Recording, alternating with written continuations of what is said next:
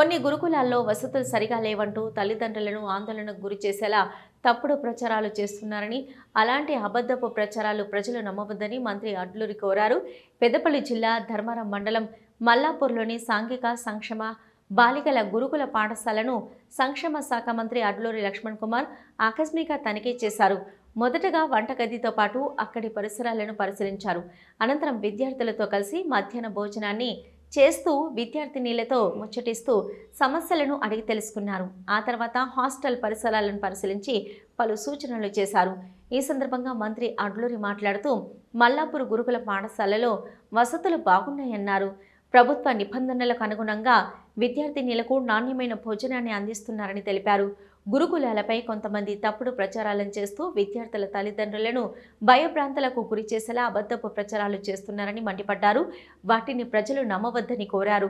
గురుకులాల్లో ఉన్న పేద విద్యార్థులకు నాణ్యమైన విద్యతో పాటు ఆరోగ్యకరమైన భోజనాన్ని అందించడం కోసమే తమ ప్రభుత్వం కృషి చేస్తుందని తెలిపారు.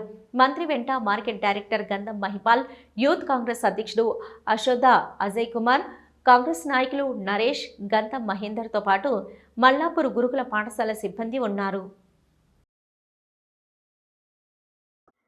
మరి పిల్లలందరినీ కూడా వాళ్ళతో కలిసి భోజనం కూడా చేసినాను.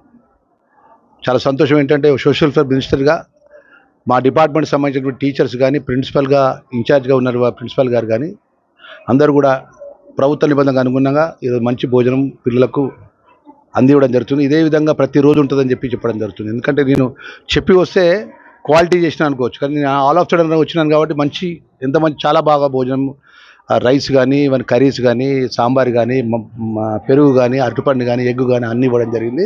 నేను హాస్టల్స్లో వేరే ప్రాంతంలో ఆ టైం మీద భోజనం అంటే సరిగా చేయడము, ఆ పాత్రలు సరిగా కడగకపోవడం అయితే ఇబ్బంది అయితే, కొంచెం ఫుడ్ పరంగా ఇబ్బంది అయితే దానికి ప్యానిక్ తయారు చేస్తున్నాను.